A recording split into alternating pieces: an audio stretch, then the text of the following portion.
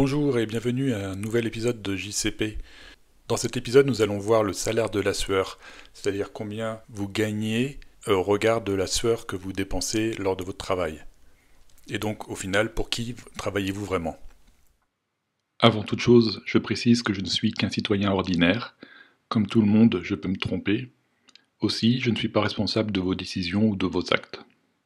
Donc, dans un premier temps, nous allons voir la méthodologie utilisée pour cette étude.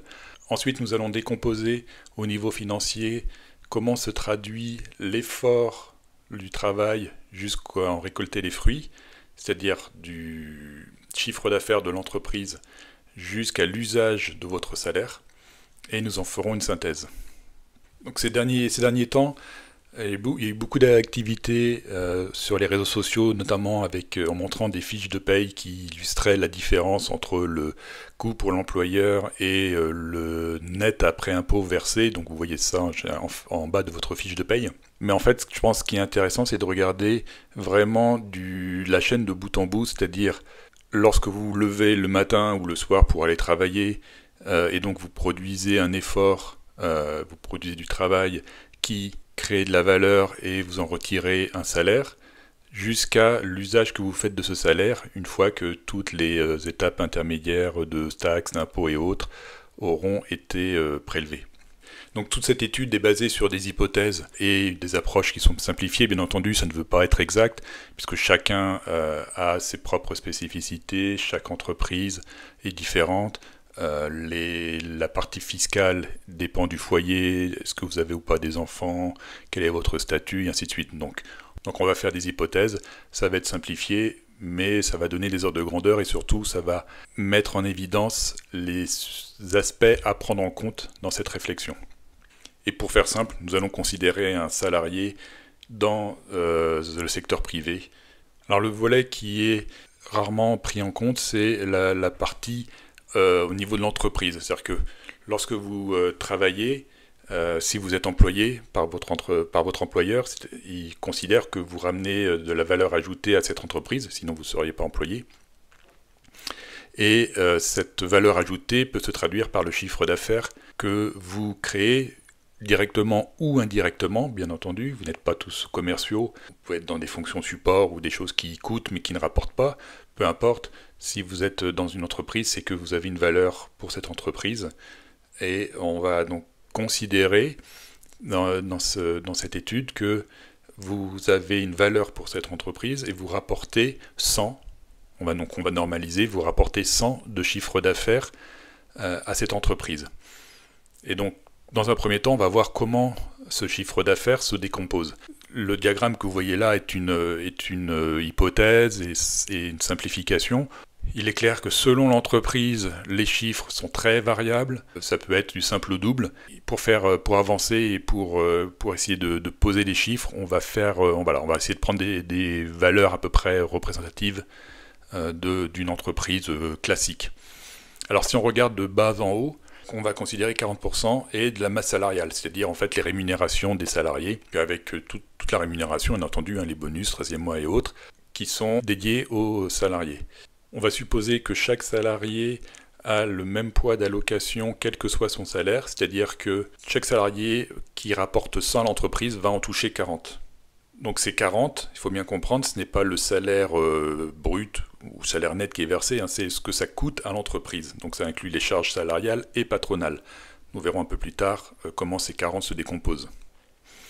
Et donc ces 40 sont très variables d'une entreprise à l'autre. Des entreprises ont peu de masse salariale parce qu'ont des coûts, des autres coûts qui sont bien plus élevés, ou à l'inverse, des entreprises ont besoin de beaucoup de main-d'œuvre, donc avec une grande masse salariale et moins de coûts. Donc selon le profil que l'on soit dans le primaire, secondaire, tertiaire, c'est clairement différent, mais bon, il faut faire des hypothèses. Deuxième niveau, donc les charges opérationnelles, les charges de fonctionnement, donc considérées aussi à 40%, ce qui regroupe toutes les dépenses pour faire vivre l'entreprise, donc autres que les rémunérations. Ça regroupe le loyer des bureaux ou des usines, des entrepôts, le coût de l'énergie, les fournitures et les services, les matières premières qui sont achetées, toutes les services, que ce soit de l'informatique ou autre, la maintenance des machines. Troisième niveau, les investissements et dettes. Donc les investissements, c'est typiquement l'achat d'équipements lourds qui sont, d'un point de vue comptable, on considère que le coût est réparti dans le temps, puisqu'en fait ça va être quelque chose qui va être utilisé sur plusieurs années, que ce soit une machine-outil, un véhicule, voire des ordinateurs, et le remboursement des emprunts que peut avoir cette entreprise. Donc on va considérer que ça représente 10% du chiffre d'affaires. Donc une fois que ces trois grands volets sont déduits, donc 90%, il reste 10% qui va être le résultat brut de l'entreprise. Et donc comment va se décomposer ensuite cette marge brute? Donc il va d'abord y avoir l'impôt sur les sociétés, qui aujourd'hui est de 25% en France, donc ça va être 2,5 des 10, d'accord? Et après le reste, donc les 7,5, on va supposer donc, la moitié de ce résultat net va être mis de côté en trésorerie, donc ça va être du cash qui va être utile pour couvrir les imprévus, pour avancer, donc pour avoir de la trésorerie, pour avancer des dépenses avant que les factures des clients ne rentrent. Et l'autre moitié va être distribuée aux actionnaires en termes de dividendes. Que la société soit cotée en bourse, c'est les propriétaires de l'entreprise qui vont récupérer donc 3,75% du chiffre d'affaires. Et on va supposer donc avec le PFU que 30% de ces 3,75% repartent en impôts, en PFU, et il va rester en dividende net finalement 2,625% du chiffre d'affaires. Donc c'est cette première décomposition qu'on ne voit pas souvent, qui montre le produit de votre travail, comment il se retranscrit. On va partir du principe que sur les 100 que vous rapportez à l'entreprise, il y en a 40 qui vous sont alloués. Alors si on regarde comment se décomposent ensuite ces 40, et c'est là où on se rapproche du modèle de la fiche de paye, que vous voyez pas mal sur les réseaux sociaux. En fait, ces 40, on va les appeler le super brut, c'est vraiment le coût pour l'employeur. Donc c'est le salaire brut auquel on ajoute les charges patronales. Donc vous avez le détail sur votre fiche de paye. On va regarder comment ça se décompose. Alors dans ce diagramme, donc j'ai fait 3 simulations selon le salaire, selon 3 salaires. Soit le SMIC, soit le salaire médian, soit 3 fois le salaire médian. Comment j'ai fait ces simulations? Je me suis basé sur un outil mis à disposition par l'URSSAF. Donc vous aurez le lien en description si vous voulez faire vos propres simulations. Mais cet outil permet, en mettant, donc, par exemple en utilisant un salaire médian comme hypothèse, donc il considère que le salaire médian actuellement en France est de 2600 € par mois, et donc vous donne le coût pour l'employeur, 3385. Ce coût pour l'employeur est donc le salaire brut auquel on rajoute les charges patronales. Ensuite, il vous donne le salaire net, qui est donc le salaire brut moins les charges salariales. Et ensuite, il vous fait une simulation pour le salaire net après l'impôt sur le revenu. Dans le simulateur, vous pouvez aller plus loin. Il y a 31 étapes, si vous voulez vraiment aller dans le détail, qui permet d'affiner ces calculs, même si au final, ce qui va compter, c'est votre fiche de paye. Mais ça donne un ordre de grandeur, et on va utiliser ça comme référence. Donc après avoir utilisé ce simulateur et normalisé pour que le coût pour l'employeur fasse toujours 40, on obtient selon le salaire, si on va de bas en haut, donc les charges patronales qui pèsent entre 1,7 et 5,8 par rapport au 100 de chiffre d'affaires. Tous ces chiffres, c'est vraiment par rapport au chiffre d'affaires, donc le produit de votre travail. Donc entre 1,7 et 5,8% de charges patronales. Ensuite, les charges salariales pèsent entre 8,5 à 7,1% de votre travail. L'impôt sur le revenu, donc qui fonctionne par tranche, vous connaissez, je pense, le barème en France, avec différents taux selon le niveau de salaire, donc par tranche. Donc lorsqu'on est au SMIC, il n'y a pas d'impôt sur le revenu. Et ensuite, pour un salaire médian qui est à 2600 brut, d'après l'URSSAF, on arrive à 1,2% de votre fruit du travail, qui correspond à plus par rapport à vos salaires bruts, bien entendu. Et pour 3 fois le salaire médian, donc 3 fois 2600, c'est-à-dire 7800 € brut, on arrive à 5,2% du travail. Et une fois qu'on a enlevé ces trois charges, ces trois impôts, il reste le salaire net après l'impôt sur le revenu, qui représente finalement 50 à 75% du coût pour l'employeur. Donc c'est pour ça que vous voyez souvent sur les réseaux sociaux des gens qui comparent le salaire net après impôt et le coût pour l'employeur, donc qui est entre 50 et 75% d'après ce simulateur. Sachant que, bien sûr, dans ces simulations de l'URSSAF, il y a beaucoup de choses qui ne sont pas prises en compte. Chacun ira voir sa fiche de paye pour avoir son chiffre précis.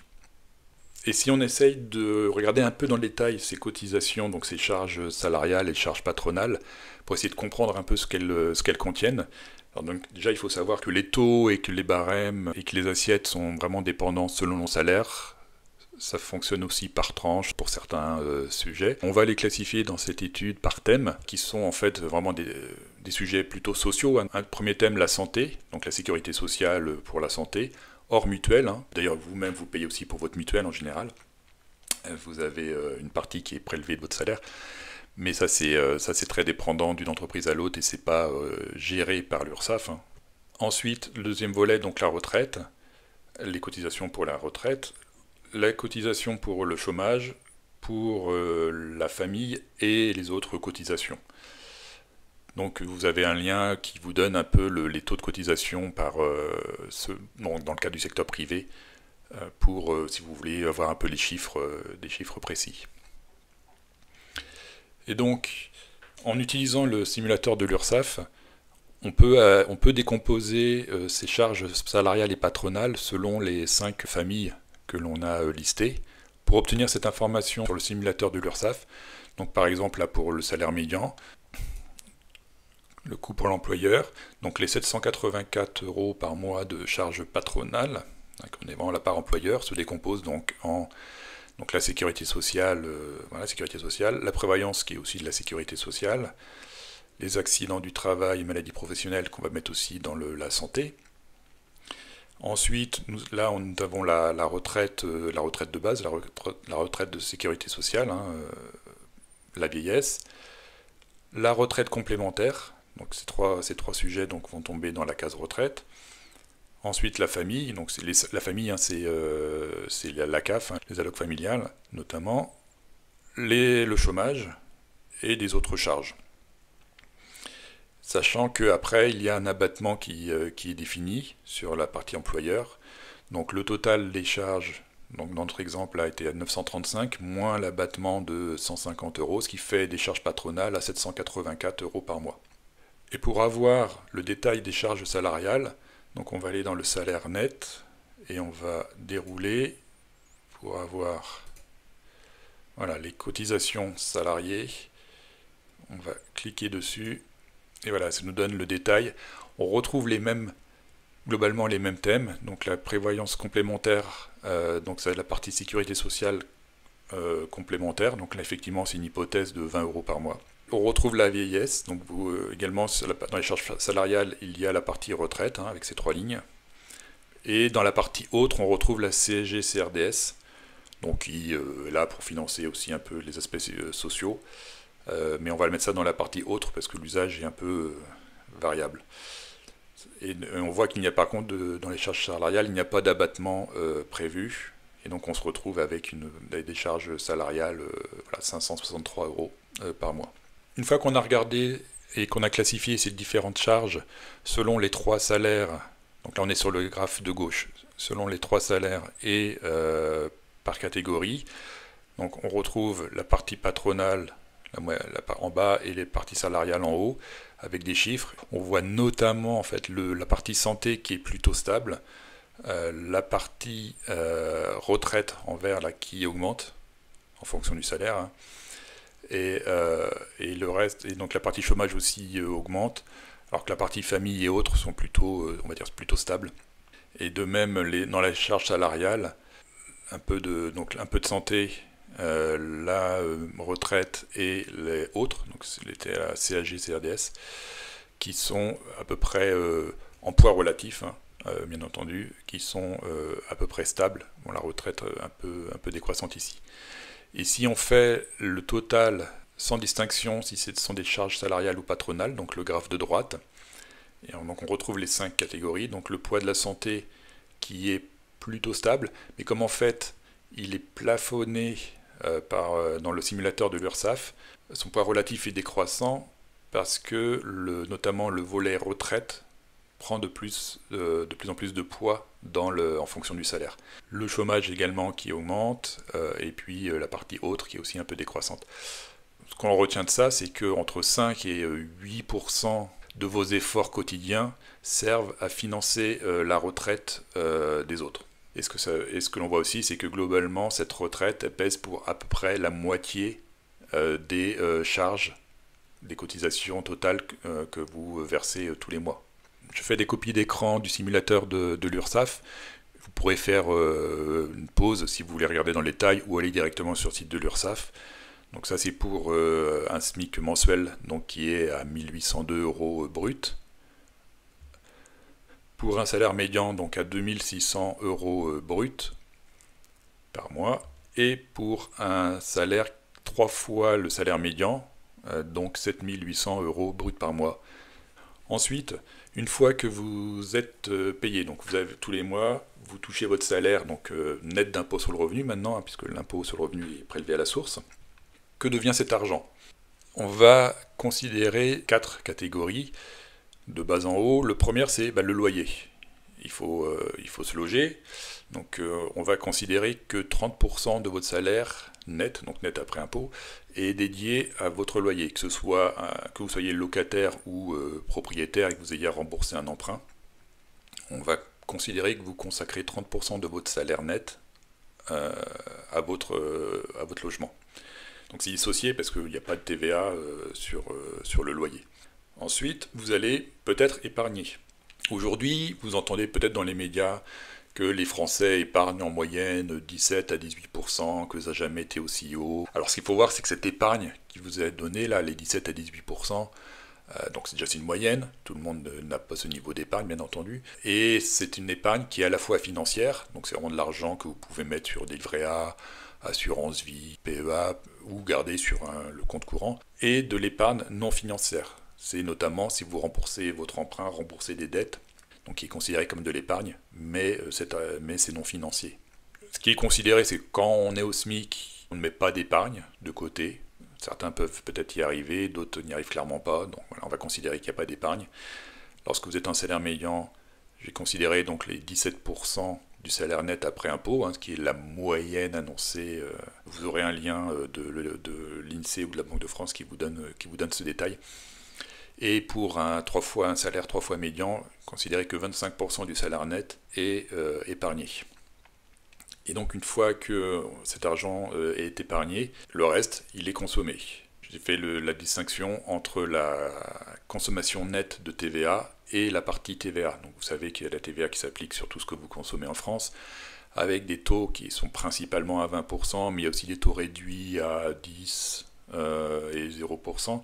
Donc j'ai considéré en moyenne 15% de TVA sur l'argent qui vous reste après le loyer et l'épargne. Et donc ce qui vous donne le détail de cet argent. Et au final, vous voyez, pour un effort de 100%, donc votre travail, au final en termes de consommation nette, vous consommez entre 8 et 18% de votre effort. Et donc si on fait le bilan, toutes ces étapes, donc de votre effort qui rapporte du chiffre d'affaires à l'entreprise, de combien l'entreprise vous alloue 40% de masse salariale, comment cette masse salariale, donc ce super brut, se décompose entre les charges salariales, patronales, impôts sur le revenu, cet argent, ce salaire net après impôt, ce que vous en faites en termes de consommation, en termes d'épargne, de loyer et de TVA. Donc si on regroupe toutes ces étapes dans ce graphe, pour les 3 salaires considérés, on va regrouper donc en bas ce qu'on va appeler l'usage direct, donc qui regroupe la consommation, l'épargne et le loyer. Donc vraiment c'est de l'argent dont vous bénéficiez directement. C'est votre argent et quelque part vous en faites ce que vous voulez.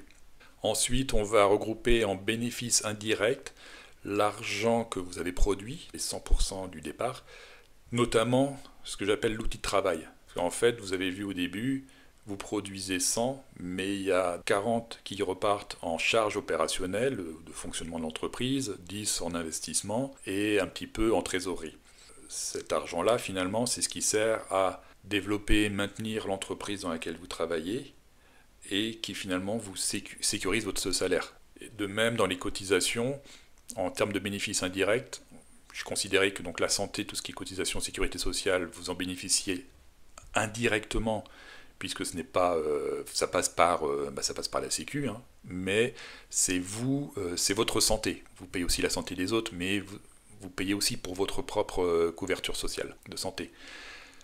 Et pareil, pour la famille, donc notamment les allocations familiales, j'ai pris 50%. J'ai considéré que selon les familles, selon les profils, certains en profitent, d'autres non.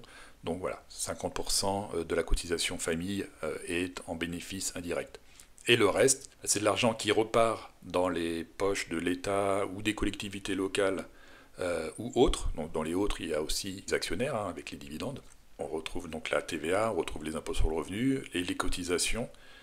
Donc le chômage, hein. Vous cotisez au chômage, mais l'argent n'est pas pour vous, c'est pour les gens qui sont au chômage. C'est comme la retraite, vous cotisez à la retraite, mais cet argent n'est pas pour vous, cet argent il va dans les poches des retraités, le fameux système par répartition. Les 50% de la famille et les autres. Et effectivement, il manque la partie dividende pour les actionnaires. Sachant que dans ces parties qui va dans les poches de l'État, de la collectivité, vous en bénéficiez tout de même encore indirectement, puisque l'État et les collectivités sont là pour couvrir le fonctionnement de la société, notamment sur le régalien, ce qu'on appelle le régalien. Et donc vous en bénéficiez vous indirectement, et également la société au sens large bénéficie de cet argent. Par contre, il est clair que tout ce qui va dans les poches de l'État et des collectivités n'est pas au bénéfice de l'individu ou de la société, ou en tout cas on pourrait se poser des questions sur est-ce vraiment nécessaire que cet argent aille dans les poches de l'État et de la collectivité. Et si on essaye donc de prendre un peu de recul, donc sur les 100% de vos efforts, donc globalement vous en récupérez directement donc 20 à 27% hein, en bas. Il y en a à peu près une bonne moitié dont vous bénéficiez indirectement, donc avec l'outil de travail et les cotisations notamment santé, sécurité sociale. Et le reste, donc 20 à 25%, vous en bénéficiez très indirectement, voire vous n'en bénéficiez pas du tout. Mais un entrepreneur qui travaille pour lui-même en solo, avec peu de charges, donc va effectivement, cette partie centrale va être beaucoup plus faible, puisqu'il y aura peu dans son outil de travail finalement, c'est lui l'outil de travail, c'est pas l'entreprise en elle-même, il y aura peu de charges, donc il pourra de fait avoir plus de salaire pour avoir donc plus de consommation et autres, mais de fait il aura aussi beaucoup plus d'impôts et de taxes. Donc la partie marron va se réduire, et les deux parties vertes et rouges vont augmenter. Alors dans ces simulations, il y a bien d'autres taxes qui n'ont pas été prises en compte parce qu'elles sont très dépendantes de votre profil et elles sont peu quantifiables. Alors quelques-unes, hein, si vous êtes locataire par exemple, vous payez un loyer à votre propriétaire, mais ce propriétaire va payer des impôts sur ce loyer. C'est votre argent que vous donnez au propriétaire qui retombe dans les poches de l'État. Si vous êtes propriétaire, vous payez des taxes foncières qui ont tendance à augmenter ces dernières années. Si vous êtes locataire, vous payez des taxes pour les ordures ménagères. Pour les entreprises, il y a notamment la CFE et CVAE qui sont aussi des taxes appliquées. Pour votre épargne, si elle ramène des intérêts qui sont fiscalisés, vous allez payer soit le PFU, soit l'impôt sur ces intérêts. Également, il y a la taxe sur les produits énergétiques. Hein. Vous savez, quand vous passez à la station-service, vous faites le plein, il y a, je ne sais plus, 70% qui repart en taxe, sachant qu'il y a la TVA qui va s'appliquer aussi sur cette taxe. Vous payez très peu l'essence, vous payez surtout des taxes quand vous faites le plein. Hein. Et puis, contraventions et les amendes sont également au budget de l'État. Et il y a bien d'autres taxes qui n'ont pas été prises en compte, puisque vous savez hein, qu'en France, ce n'est pas les taxes qui manquent. Donc, en synthèse, donc, à nouveau, hein, je rappelle que toutes ces simulations sont basées sur des hypothèses hein, que vous avez vues. Elles sont aussi simplifiées. Peut-être la plus grosse hypothèse, c'est au début sur la décomposition du chiffre d'affaires d'une entreprise. Ce qu'on retient de toutes ces simulations, c'est qu'un salarié travaille principalement, que ce soit directement ou indirectement pour lui, L'argent qu'il va produire, il va en retirer une partie donc pour sa propre consommation, son loyer, son épargne, ou pour son produit, son outil de travail. On a deux lectures sur la chose. On pourrait se dire que finalement un salarié travaille pour entretenir son outil de travail, donc il travaille pour pouvoir travailler. Et l'autre vision, c'est de dire que justement un salarié travaille et en retire son salaire, qui est le fruit de son travail.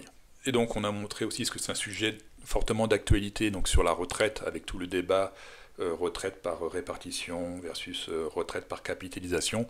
Donc aujourd'hui, vous cotisez pour environ 5 à 8% de vos efforts quotidiens. Et cet argent part pour payer la retraite des retraités actuels. Alors ces simulations montrent qu'il pourrait être bon d'avoir un débat de société sur le rôle et le fonctionnement de l'État et des collectivités, vu l'argent qu'ils récupèrent et ce qu'il en fait. Nous avons tous conscience qu'il y a quelque chose qui ne va pas. L'argent est gaspillé, les services publics, le régalien, les services publics se dégradent. Il y a certainement beaucoup d'améliorations à faire dans ce modèle de société. Le modèle social associé, tout le débat autour des retraites, quand on voit ce que pèsent les retraites dans nos cotisations, et également la responsabilisation de l'individu et finalement sa dépendance vis-à-vis de l'État. Mais pour que ce débat ait lieu, il va falloir, je pense, pas mal de temps pour que les esprits soient prêts à en débattre. Et ces simulations apportent une vision finalement quantifiée de l'effort. Vous produisez 100, vous en récupérez X%. Mais tout ça ne prend pas en compte la satisfaction de vos besoins et tout ce qui va au-delà du purement financier.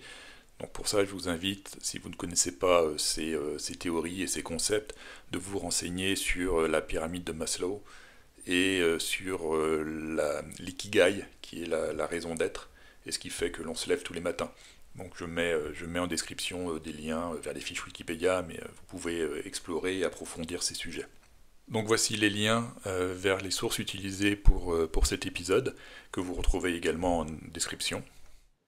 C'est tout pour cette fois, je vous dis à bientôt pour un nouvel épisode de JCP.